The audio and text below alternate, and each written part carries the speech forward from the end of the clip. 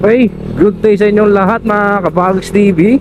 Ngayong araw po ay pupunta tayo sa mga Taguig at samahan niyo po ulit ako sa aking biyahe. Sa mga hindi pa po nagsasubscribe dyan, ay subscribe na po kayo sa aking channel and click the notification bell for more upcoming videos. At ito, napakaganda ng panahon at araw ng Sabado, kaya samahan niyo mga Bags. At syempre, habang nasa biyahe tayo, magkwentuhan tayo mga Kabags TV, no? So may i-share lang ako sa inyo at ang topic na aking sasabihin sa inyo or ating pag-uusapan ay bakit love ko ang mga motorcycle, no? So syempre, mga Kabags TV, ang motorcycle kasi para sa akin ay napakalaking tulong, no? Pang araw-araw, ayan, kung gusto mong gumala, kung gusto mong mas mapil yung nature, ayan, yung motorcycle para sa akin magandang gamitin, di ba?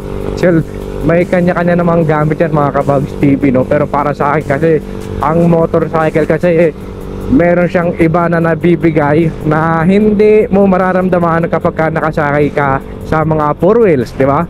So kagaya nito, ang una na dyan, yung ramdam na ramdaman mo yung hangin sa pagdadrive mo, di ba? O ayan, no, gumagalaw-galaw pa yung aking damit, no?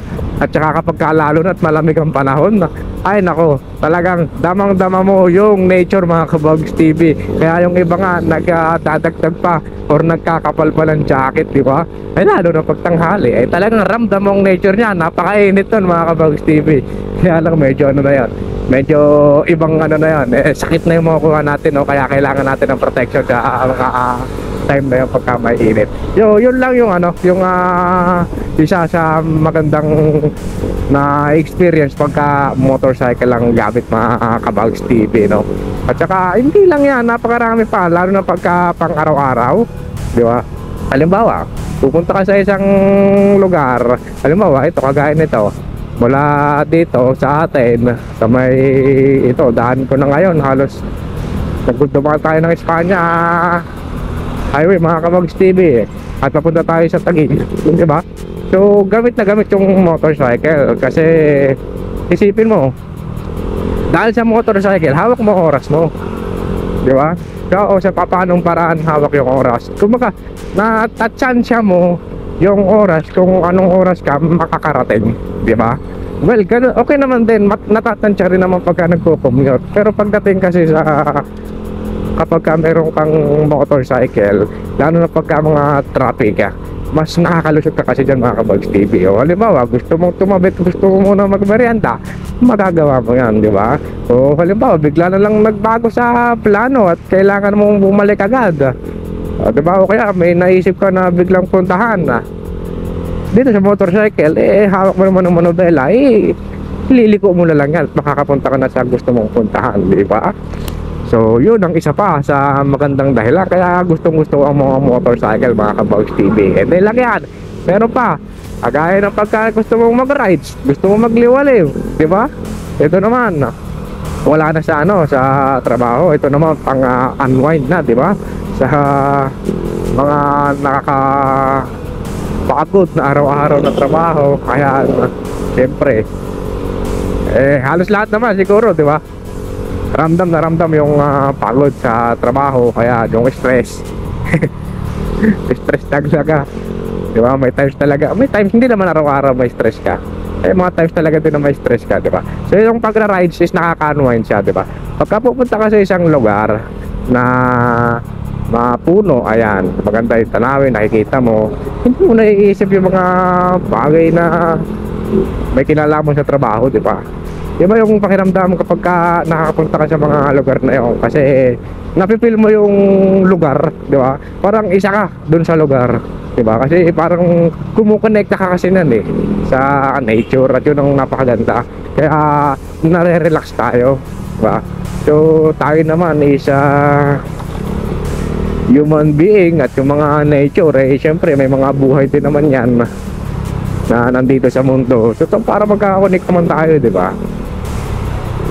So kapag ka-communicate ka yan dyan, napipil mo sila, di ba? Iisipin mo, halimbawa nasa isang mataong lugar ka, tapos pupunta ka sa isang probinsya na puro puno lang, ibang iba yung pakiramdam, di ba? Maisip mo pa nga lang, makita mo pa nga lang, nararamdaman mo na eh. Paano pa kaya pagka nandudong ka na, di ba? Napapanood mo pa nga lang sa ano eh, sa mga videos online, di ba? Parang natutuwa ka na, di ba? Parang makifeel mo na siya, nagagandahan ka na. Eh paano pa kaya pagka nandudong ka na, di ba? So yun lang, isa pa yun sa mga dahilan kung bakit gusto ko ang mga motorcycle. Well, at hindi lang yan, no? Pagdating kasi sa motorcycle, iba kasi yung ano eh, yung pakiramdam eh. Kanyan kasi yung pakiramdam na para bang, alam mo yun, yung nakakapunta ka sa isang lugar na mas mabilis na kumpara sa maglalakad ka or sasakay ka, di ba? Parang nadagdagan yung kakayahan mo, di ba? Yung ability mo na makarating sa isang lugar, di ba? Hindi naman tayo lumilipat, di ba? Nandito pa rin tayo sa ano, sa lupa. Pero gamit ang motorcycle, di ba? Mas nakakarating tayo ng mas mabilis sa ating pinupuntahan na. So yun, nakakatuwa lang kasi itong mga motorcycle na ito, do iba-iba siya ng CC. Mayroong lower CC at higher CC. Iba-iba rin yung pakiramdam niya, no, mga Kabags TV. Kaya doon sa mga love ang motorcycle, talagang dama ko sila, lalo na yung mga naka big bike. Kasi tayo mga Kabags TV ay siyempre nangarap na magkaroon ng big bike kahit hindi namang ganun talaga kamahalan, di ba? Eh ayun, pinalad tayo magkaroon ng big bike, yung NK400 natin. At dun ko na feel na iba yung pakiramdam kapag ka nakasakay ka sa mga ganong CC. Do kahit na yung aking takbuhan doon ay nasa 60 to 80 lang naman, di ba tayo tumatakbo ng 120? Kahit anong sasakyan pa yan, pa 4-wheel man o 2-wheel o lower or higher CC mga Kabags TV, talagang ang takbo ko lang dyan ay nasa 60 to 80 ang takbo. Hanggang doon lang. Parang hindi ko pa nga nakita yata mag-abot ako ng 90 kahit sa expressway. Kasi sa mga takbo kasi na yun, nakokontrol ko yung ano, yung takbo. Ay pa paano kaya kong mag-react kapag kakanon yung takbo mga Kabags TV. Kaya mas komportable tayo sa takbo na yan. So yun, yung ma-feel ko dun sa big bike, iba rin mga Kabags TV. At basta feel ko yung ano, yung pagka big bike kasi dun laki-laki kasi talaga ng NK, ang bigat pa.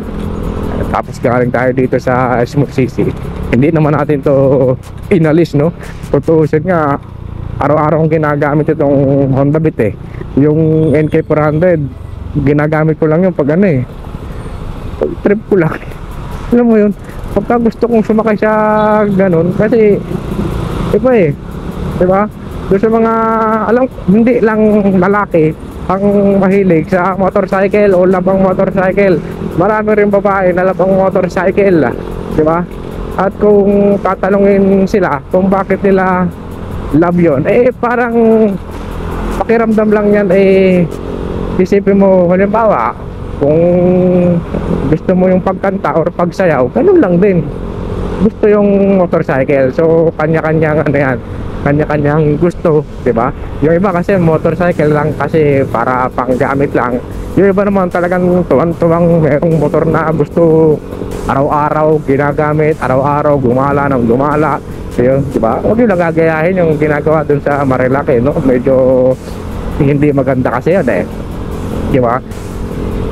Diba? Yung mga nasa Marilaki mga Kabags TV, ayan, love nila yung pagmumotor. Ang problema lang kasi hindi nila ginagawa ng tama, at pati yung lugar na abuso. Eh di ba, kahit nga ako natatakot ako pumunta roon eh. Itong may nangyaring hindi maganda doon, no? May na-aksidente, di ba? So nakakaawa.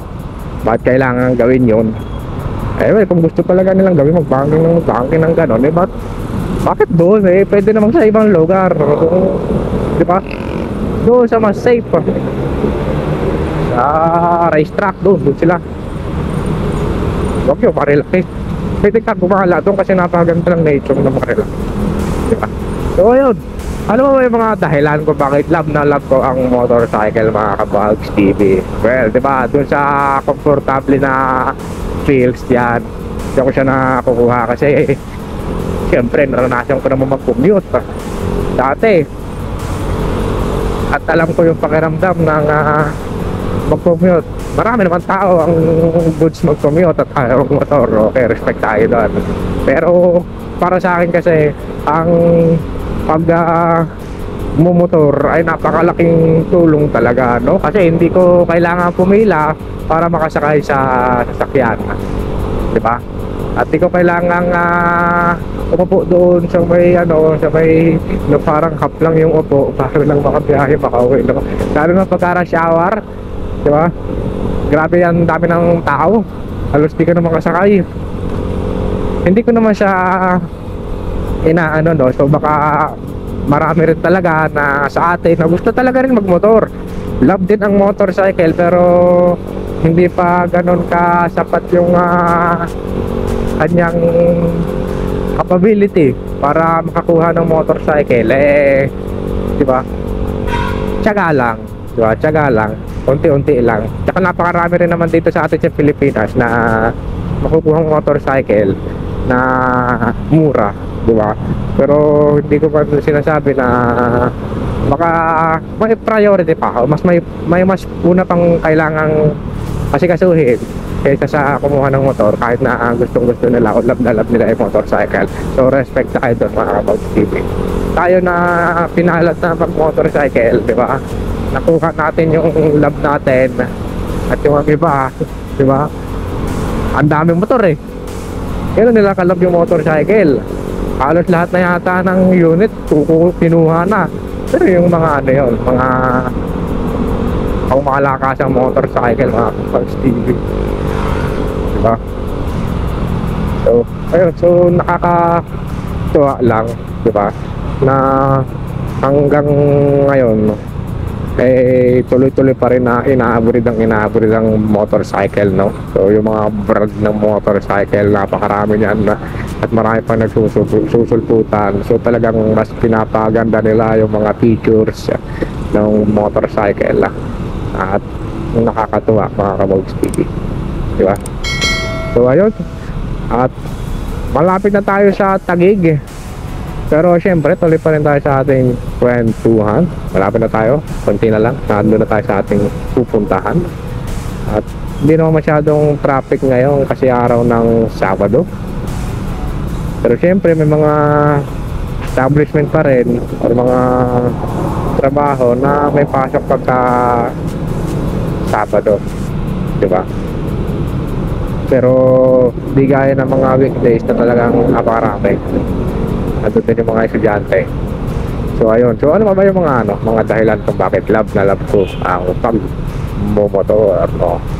So ayun, at saka ang isa pa dyan sa dahilan kung bakit love na love ko ang motorcycle, kasi di ba, para kasing para kasing ang sarap i-feel nung may gamit ka tapos matagal mo nang gustong makuha, diba?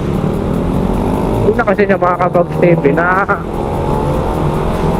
talaga ako na unang-una kong dahilan kung bakit nalove ko ang motorcycle dahil dun sa palabas na Ghost Rider, mga Kabags TV. Well, dati okay naman yung mga motorcycle, nalalove ko na sila, pero hindi naman talaga totaling love na love, no? Nag-umpisa lang halos talaga yun na matuwa ako at parang mas nadagdagan yung pagkagusto ko sa motorcycle nung napanood ko yung Ghost Rider, mga Kabags TV. Kasi yung gamit doon na motor nung bida, no, yung umaapoy na skeleton, umaapoy yung ulo, yung Harley Davidson ata yun. Tapos ang taas ng handle, tapos relax na relax, tapos tatakbo ng ganon, di ba? Napaka bilis. Hindi naman natin makuha yung bilis, di ba? Napakaganda. Tapos sabayan pa ng gandang shot ng camera. So yun, doon ko siya halos talagang nag-umpisang magustuhan magkaroon ng motorcycle. At hindi naman ganong klaseng motor, no, kasi mahal naman yung ganong motor. Hindi pa natin kaya yun, no, sa ngayon. Well, baka naman, pero ano, hindi ko naman ay iniisip na magkaroon ng ganon, no, Kabags TV, kasi masyado nang mahal yun. Okay tayo dito sa mga ganitong motorcycle. Yung appeal ko naman doon yung pakiramdam na makasakay ka sa motorcycle, mga Kabags TV. Kasi nung time na yun, halos wala naman talaga akong nasa isip na kung anong motorcycle. Ang nasa isip ko lang, basta gusto ko magkaroon ng motor, di ba? Yun na yun. Gusto ko magkaroon ng big bike. Nung isip ko na gusto ko magkaroon ng big bike, wala naman ako naisip ko yung klaseng big bike. Nandyan yung magkaroon siyempre ng Ninja 400, ganito, ganyan. Pero hindi ko na kasi iniisip yun. Ang iniisip ko na lang kahit ano, basta big bike. Yung mga kadaan sa expressway, di ba? Ayun, ang binigay sa atin, talagang big bike. Pabigat talaga yun. Yung NT400. Ito naman ang binigay sa atin. Kung gusto ko magkaroon ng motorcycle na magagamit, itong Honda Beat, di ba? Gusto ko magkaroon ng motor, yun na yun. Walang iniisip ko anong klaseng motor, no. Basta motor yung tumatakbo, basta brand new yung time na yun. At ito naman sa NT400 natin, second hand yan, mga Kabags TV, pero goods naman, diba? Pero itong ating motorcycle, ayan, kinuha ko ito, brand new. Budget ko lang din kasi nun, hindi naman doon kalakihan. Pero siyempre kahit na gusto kong ipangat na para makakuha, basta sabi ko naman, kahit anong motor, basta tumatakbo, diba? Tsaka yung sulit, ito, nakuha natin si Honda Beat. Hanggang ngayon, gamit na gamit pa rin talaga natin, mga Kabags TV. At ilang taon na rin ito sa atin, 4 na taon na, diba? So ayun pa nga pala, dagdag ko kung bakit love na love ko ang motorcycle. Siyempre, yung iba makakarelate dito, yung pakiramdam na parang binubuo mo yung isang bagay na gusto mong mangyari sa yung matagal nang ninais, di ba? Halimbawa, itong motorcycle, gusto mong palitan ng side mirror, kaya nakapalitan mo siya, di ba? Nag-i-enjoy ka sa mga pinaggagawa mo sa buhay, kahit na kailangan pa naman yung side mirror talaga. Well, sabi ko nga, okay lang naman mag-upgrade, diba? Yung upgrade, nakakatuwa din talaga yan parang fulfillment ba, o luho na. Luho na. Sabi ko nga, okay lang naman mag-upgrade, basta yung pag-upgrade ay hindi nakakabuso, diba? Hindi siya nakakabuso. Mag-upgrade ka pag may extra kang pera. Hindi yung mag-upgrade ka tapos wala ka ng pera, diba? Pangit naman yun. Yun, mga Kabags TV. At alam ko, mayroon pang iba na mga rider natin na dahilan kung bakit love na love nila ang motorcycle. Kasi tingin ko yung iba, ang dahilan niyan ay dahil ipinambubuhay nila, di ba? Tagayin ng mga joyride, foodpanda, kaya love na love nila yung mga motorcycle kasi nabigyan sila ng pagkakataon na sila ay magkaroon ng trabaho. At saka yung ibang mga gumagawa ng mga content, di ba? At dahil sa pagmumotor, kung bakit love na love nila yung motor, kasi dun yung break nila sa buhay, di ba? Dun natagpuan yung kanilang mga gusto. At dahil doon sa pagmamotor, doon nila nakakuha yung buhay na gusto nila, diba? So yun din. At alam ko marami pa, mga Kabags TV, may kanya-kanya rin tayong dahilan. Yung iba kasi possible may sentimental value, diba? Baka yung iba kaya alam na love nila yung pagmamotor kasi sinakay sila ng tatay nila doon, diba? So kaya yung motor na yun naging dahilan kung bakit sila naligtas sa buhay, parang ganun ba? Basta maraming dahilan, napakarami, kanya-kanya ng kwento yan. Sa akin naman yun yung mga share ko na kwento kung bakit love na love ko ang motorcycle. At ito naman paggawa natin ng content, mga Kabags TV, is gawa lang naman ako ng gagawa lang ng content at magpo-post lang sa Facebook, di ba? Kasi love ko yung ginagawa kong itong nagkukwento, nagsishare sa inyo mga Kabags TV ng aking na-experience. At isipin nyo, eto na oh, malapit na tayo sa ating pupuntahan, pero halos hindi ko naman napansin yung biyahe kasi ang nasa akin kasi ito, salita ako na salita dito, di ba? Nalilibang ako, di ba? At saka ang maganda nun, kung siya nalilibang ako, ay nasishare ko yung aking na-experience na gusto ko. At siyempre, napopost ko rin at nasishare ko sa mas marami. O, di ba? At minsan ako rin yung nanonood ng mga itong ginagawa ko at natutuwa rin ako sa aking mga ginagawa, diba?